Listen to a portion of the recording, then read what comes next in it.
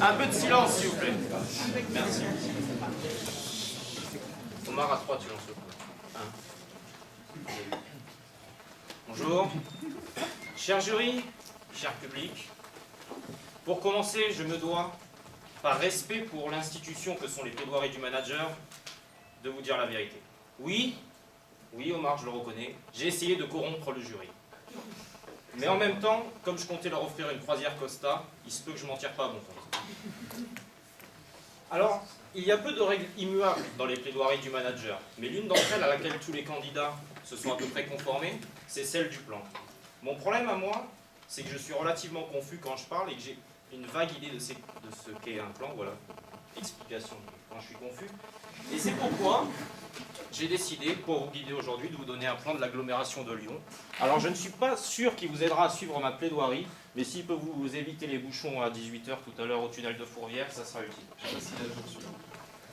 Non, il est à jour, il n'y a pas de problème. Donc, ce plan, je vais le lire de l'extrême gauche à l'extrême droite et non pas de droite à gauche comme on aurait pu lire un livre arabe. Pourquoi? Parce que je sais qu'en ce moment les frontistes sont un peu chatouilleux avec l'islam. Et on l'oublie souvent, mais dans cette salle, oui, une personne sur 5 va voter pour le Front National. Ne stressez pas, devant, il se met toujours en fond de salle. Donc, je vais le lire, ce plan de gauche à droite, pour éviter que Marine Le Pen, demain matin, nous lance un débat sur l'islamisation des cartes routières, qu'ensuite Claude Guéant propose un label France sur les cartes routières, et que Nicolas Sarkozy, chez Jean-Jacques Bourdin, demain matin, 8h30, si vous voulez l'écouter, propose d'instaurer une nouvelle loi, une flèche de gauche à droite pour s'assurer qu'on ne lit pas de manière islamique les cartes routières en France.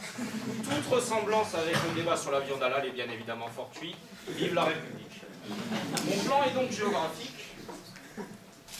Le grand 1, ça sera clinique de la sauvegarde, juste à côté de Croix-Rousse, pour qu'ils ne se lèvent pas. Le sous-titre pense d'abord à sauver ta peau, évidemment.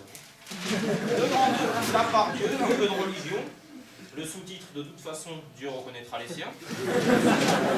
Et le grand 3, bon là, évidemment, ce sont les quartiers, c'est déjà des situations plus difficiles, donc pourquoi faut-il se barrer de plus en plus vite des lieux pourris?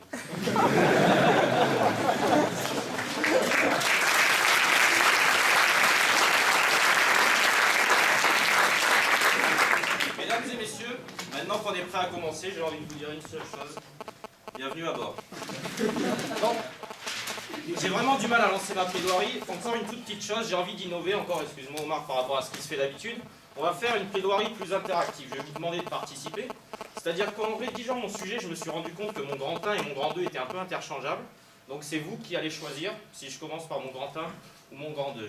On va faire ça tout simplement par vote à main levée. Attention, on ne vote qu'une fois, on n'est pas en Côte d'Ivoire.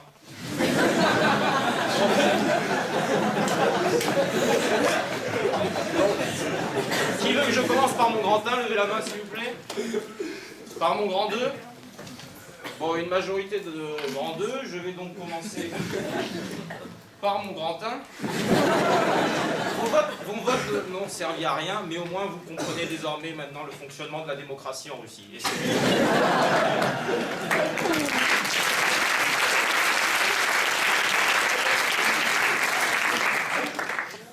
alors oui, moi, Adrien Tarascon, c'est parce que c'est le nom que tu m'as mis sur la fiche, excuse-moi, je l'ai pas. Donc Adrien Tarascon, 20 ans, capitaine pour l'entreprise Costa Croisière. J'ai toutes les qualifications nécessaires pour conduire un bateau. J'ai mon permis B, on est bien d'accord, monsieur Woodward, que le B ici signifie bateau. Je défie quiconque d'avoir vu comme moi les 247 épisodes de La Croisière s'amuse. Et enfin, Yanis pourra en témoigner, j'ai mis mes compétences de tacticien du football en cas d'avarie. Si jamais le bateau a un problème, ma stratégie est simple. Fini le 4-4-2, on fait 4, 3, 2, 1 et on saute.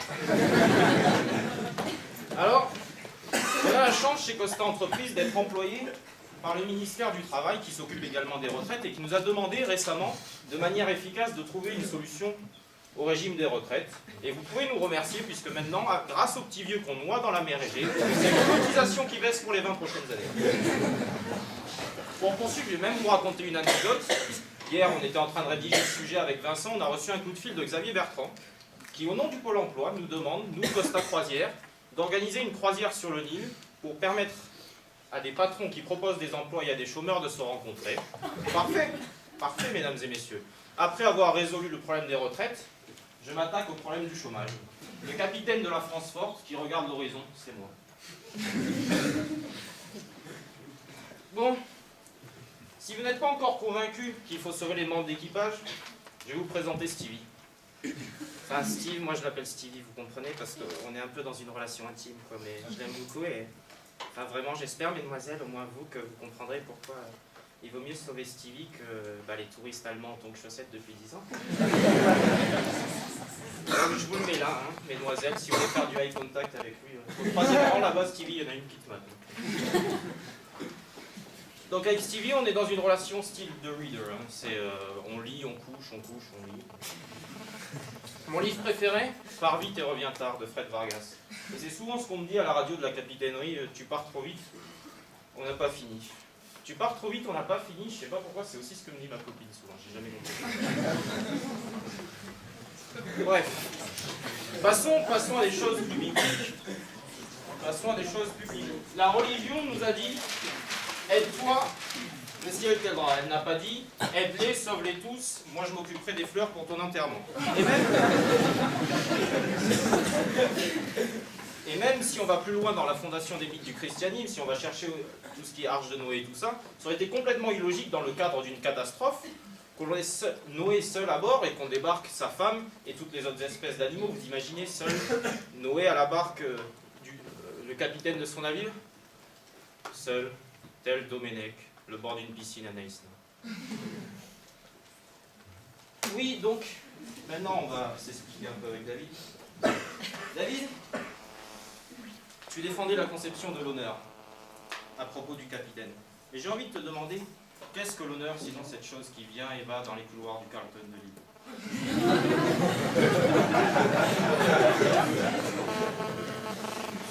Oui. Tu veux faire passer les femmes et les enfants d'abord. Alors, les femmes d'abord, j'ai envie de te dire, si je fais passer les femmes d'abord, ai-je un sens de l'honneur plus aigu que celui de Dominique Strauss-Kahn? Pour moi, un capitaine qui veut faire passer les femmes d'abord, c'est 1 pour les reluquer, 2 pour les honorer, mais en aucun cas pour faire une question d'honneur. Et puis ensuite, tu veux faire passer les enfants d'abord, David? Excuse-moi de te le demander comme ça, mais es-tu prêtre?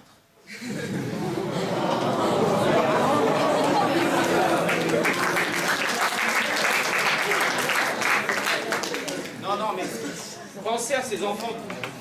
En les noyant, vous pourriez sauver tous les compatriotes d'Hubert dans le nord de la France, que ce soit Michel Fourniret, Francis Solm, Émile Louis, Christophe Ondelat, dis-leur que j'ai raison. Non mais sincèrement, si un bateau coule et que ça sent le roussi, vous pensez vraiment que j'aurais envie de rester à bord? Donnez-moi une bonne raison de rester à bord d'un bateau qui coule. Zaya? Non mais sincèrement, vous connaissez beaucoup de ports autour de Munich, vous pensez que la croisière passe? Non, et puis vous le savez très bien, Eric le sait très bien. Zaya n'a absolument pas besoin de bouée de sauvetage.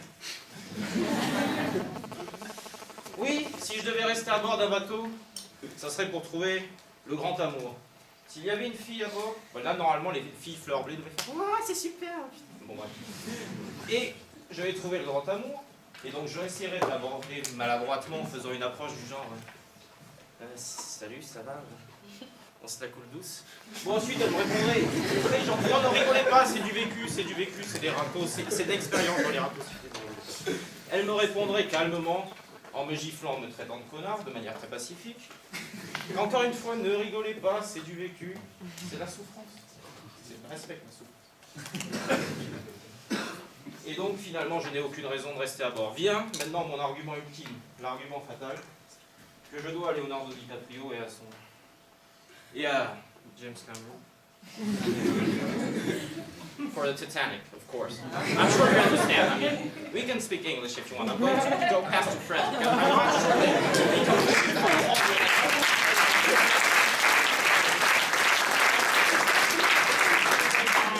Donc oui, le Titanic, que se serait-il passé quand nous aurait été-il du Titanic si Kate Winslet n'avait pas eu l'intelligence par amour de rester à bord? Et si un capitaine avait été trop zélé pour l'embarquer dans un canot de sauvetage? Le Titanic n'aurait pas été. Allez, on va visualiser la scène ensemble. Il y a suffisamment de canots de sauvetage. Les hommes, les femmes et les enfants peuvent débarquer du navire. Il ne reste que le capitaine et ses matelots. Vous imaginez la scène sur la proue? Deux matelots, l'un derrière l'autre. Non, il faut aller au bout. Deux matelots. On va le faire. C'est pas grave si vous êtes choqués, on va le faire. Deux matelots, l'un derrière l'autre, qui se tiennent. Moi, j'ai envie de vous dire, si on enlève les femmes et les enfants, le Titanic, on serait plus dans le plus grand film de l'histoire du cinéma, mais on serait clairement dans du porno gay. Et sincèrement, 11 Œufs d'Or, malgré ce que Geoffroy peut en penser depuis son démarchage pour le petit paumé et le comité fripon, c'est moins important que 11 Oscars. Ma conclusion est simple, oui, le capitaine et son équipage d'abord. Mesdames et messieurs, vous pensez sincèrement que si on laisse le capitaine et son équipage d'abord, ils vont faire autre chose qu'un remix? Et voyez,